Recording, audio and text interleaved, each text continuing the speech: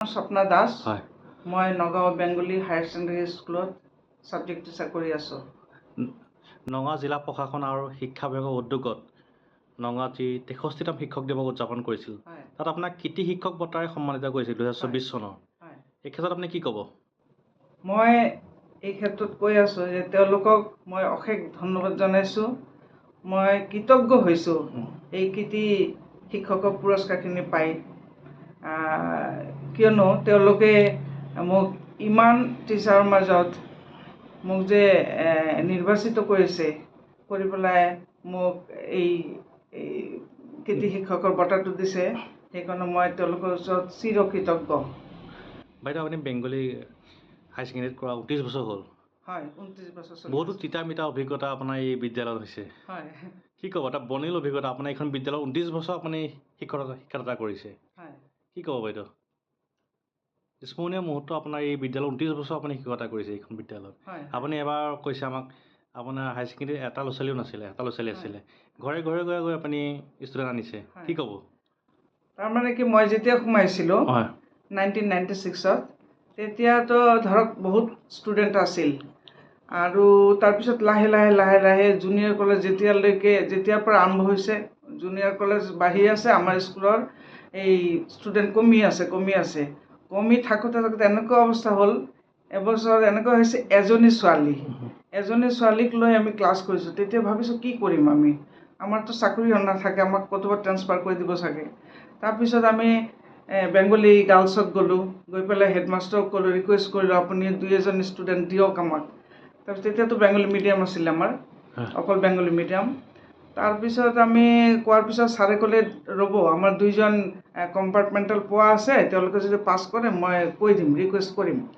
তাৰপিছত ছাৰে, নাৰায়ণ মজুমদাৰ ছাৰে আমাক হেল্প কৰিলে, সেই 2জনীক কৈ দিয়াৰ পিছত আমি গৈ পেলাই তেওঁলোকক ঘৰ পালোঁ। ঘৰ গৈ পেলাই ৰিকুৱেষ্ট কৰিলোঁ, তোমালোকক আমি ইউনিফৰ্ম দিম, আমাৰ তৰফৰ পৰা কিতাপ দিম, এনেতো ফ্ৰী এডুকেশ্যন আছেই।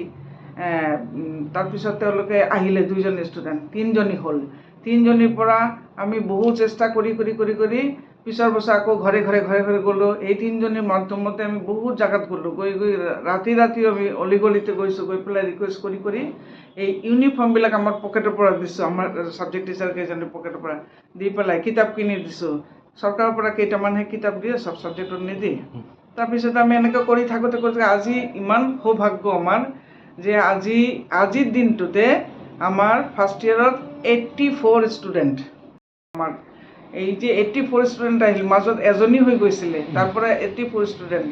তাৰপিছত আপোনাৰ ছেকেণ্ড ইয়েৰত আছে 52। এইখিনি যে হৈছে, মই নিজকে নিজৰ জীৱনটো, শিক্ষকতা জীৱনটো সাৰ্থক বুলি ভাবিছোঁ। কাৰণ আমাৰ স্কুল উঠি যাব এনেকুৱা অৱস্থা। আমাৰ হাইস্কুলতো খুব কম ষ্টুডেণ্ট হৈ গৈছিলে মাজত। তাৰপিছত এতিয়া 2 বছৰ ধৰি অসমীয়া মিডিয়ামটো চালু কৰা হৈছে। ডুৱেল মিডিয়াম হোৱাৰ কাৰণে আমি ঘৰে ঘৰে গৈ হাইস্কুলৰ কাৰণে ষ্টুডেণ্ট আনিছোঁ, অকল হায়াৰ ছেকেণ্ডেৰীৰ কাৰণে নহয়, হাইস্কুলৰ কাৰণে ষ্টুডেণ্ট আনিছোঁ। আনি এতিয়া ফিল্ডখন ভৰ্তি হৈ গৈছে, ভাল লাগে আৰু। মৰ্ণিং এছেম্বলি যেতিয়া হয়, একদম খালী হৈ গৈছিলে মাঠটো, কেইজন মানে খালী ষ্টুডেণ্ট আছিলে। এতিয়া ইমান ভাল লাগে, গোটেই ফিল্ডখন ভৰি গৈছে। সেইখিনি এটা সাৰ্থক বুলি ভাবোঁ। ছেটিছফাই।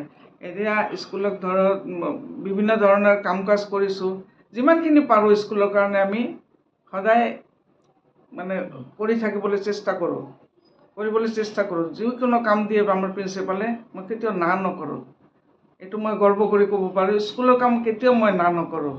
যিমান কষ্ট হওক মই কৰি দিম। মোৰ ভাল লাগে স্কুলখনে আমাক চব দিছে না। আৰু মোৰ সৰুৰে পৰাই এটা কল্পনা আছিল, মোৰ স্বপ্ন আছিল এইটো যে আমি টিচাৰ হ'ম। মই টিচাৰেই হৈছোঁ আমি। বাইদেউ, আপুনি গুণোৎসৱত এবাৰ কামপুৰ মহাবিদ্যালয়ত আপুনি পৰিদৰ্শক হিচাপে গৈছিলে গুণোৎসৱত, সেইটো অভিজ্ঞতা কেনেকুৱা বাইদেউ? গুণোৎসৱত মই আজি 4 বছৰ গ'ল। 4টা বছৰত মই কোনো বছৰ 3টা স্কুলত কৰিছোঁ, কোনো বছৰ 2টা স্কুলত, বিভিন্ন গাঁৱে ভূঞে গৈ পেলাই গুণোৎসৱ কৰি আহিছোঁ। ভাল লাগিছোঁ খুব। এই গাঁৱৰ মানুহবিলাক যে আন্তৰিকতা, স্কুলবিলাকৰ ষ্টুডেণ্টৰ যে মৰম চেনেহ পাইছোঁ, খুব ভাল লাগিছে। মোৰ মানে মেমৰেবল হৈ আছে এইখিনি। কষ্ট হৈছে, অলপ কষ্ট হ'লেও এই ৰাতিপুৱা গৈছোঁ 6টা বজাত ওলাই পেলাই, আকৌ ৰাতি আহি ঘৰ পাইছোঁ, পিছদিনাখন আকৌ গৈছোঁ, এনেকৈ কৰি লংকা কাকি, এই আপোনাৰ জিউমাৰি, ৰূপৈ জিউমাৰি, তাৰপিছত আৰু ক'ত ক'ত গৈছোঁ, এই ডবকা, পূবজাৰণি, এইবিলাক বহুত গাঁৱে ভূঞে গৈছোঁ। মোৰ একো প্ৰব্লেম হোৱা নাই, ভাল লাগিছে। মোৰ অভিজ্ঞতা বহুত ভাল, মানে গুণোৎসৱৰ কাৰণে খুব ভাল পাইছোঁ মই। বিভিন্ন ছাত্ৰ ছাত্ৰীৰ লগত পৰীক্ষা নিৰীক্ষা লৈ ইহঁতৰ লগত মিলি কালচাৰেল প্ৰগ্ৰাম চগ্ৰাম দেখিছোঁ, কৰিছোঁ, নিজেও ভাল লাগিছে। আৰু কামপুৰ হায়াৰ ছেকেণ্ডেৰীত মই যোৱা বছৰ 2023 চনত হায়াৰ ছেকেণ্ডেৰী ফাইনেল ইয়াৰৰ যে এক্সাম হৈছে, এক্সামৰ যে ছুপাৰভাইজিং অফিচাৰ হিচাপে মই গৈছিলোঁ, তাতো কৰিছোঁ। কামপুৰ কলেজতো ডিউটি পৰিছে, তাতো কৰিছোঁ। খুব ভাল পাইছোঁ গৈ, তেওঁলোকৰ সহযোগিতা পাইছোঁ, বিৰাট ভাল পাইছোঁ। আৰু আমাৰ স্কুলৰো টিচাৰবিলাকৰ প্ৰত্যেকৰে সহযোগিতা মই সদায় পাই থাকোঁ। সেইকাৰণে কামখিনি কৰিব পাৰোঁ, মোৰ ভাল লাগে। ষ্টুডেণ্টৰ সহযোগিতা আছে? ষ্টুডেণ্টটো বিৰাট ভাল পায় মোক, নাজানো কিয়। ষ্টুডেণ্ট কেইবাৰমান পালোঁ, মোক মানে দ্বিতীয় মা বুলি কয়। এতিয়াও মানে ফেয়াৰৱেলৰ সময়ত এনেকুৱা কৰে, সিহঁতে কান্দি দিয়ে। টিচাৰ্ছ ডেটো আহিছে, পুৰণা ষ্টুডেণ্ট আহিছে, আহি পেলাই ধৰি পেলাই কান্দিছে যে মই ক'লোঁ মোৰতো এই বছৰ ৰিটায়াৰমেণ্ট হৈ যাব, তাৰপিছত আকৌ নাপাবা মোক স্কুলত আহি।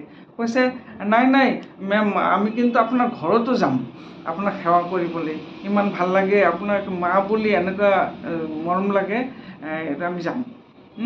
এনেকুৱা অৱস্থা। মই টিচাৰ মানে ষ্টুডেণ্টৰ লগত কেতিয়াও বেট লৈ পোৱা নাই, এতিয়াতো নিয়মো নাই, তথাপি কোনোবা টিচাৰে ল'ব লাগে, বাধ্য হৈ।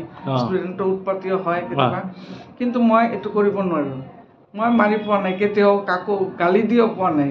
মোৰ ওচৰত যিমান প্ৰব্লেম আহে, মোৰ ওচৰত আহে সিহঁতে, মোক কৈ পেলাই যেন ভাল পায় আৰু সহযোগিতা লয়।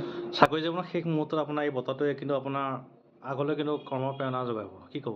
হয়, বহুত প্ৰেৰণা যোগাব। মই ইয়াৰ পিছতো মই ভাবিছোঁ, যদি স্কুলতো মাতে তেতিয়া মই গৈ কাম কৰি থাকিম। মোৰ ছাবজেক্টৰ টিচাৰ যিমান দিন নাহে, মোৰ জেগাটোতো খালী হৈ থাকিব, ষ্টুডেণ্টে চাফাৰ কৰিব। সেইকাৰণে মই কৰি থৈছোঁ, প্ৰিন্সিপালকো কৰি থৈছোঁ। যদি মোক মাতে, যদি তেওঁলোক মাতিব লাগিব, একবাৰ মাতিলেহে মই যাব পাৰিম, নিজে যাব নোৱাৰোঁ। কিন্তু মই কৈছোঁ, যদি মোক মাতে মই কিন্তু আহি সিহঁতক ক্লাছখিনি কৰাই দি যাম। মই যিমান দিন পাৰোঁ অনাৰিভাৱে মই ক্লাছ কৰাই দি যাম। তাকে আমাৰ চেনেলত আপোনাক উজ্জ্বল ভৱিষ্যত কামনা কৰিলোঁ। Thank you. ধন্যবাদ।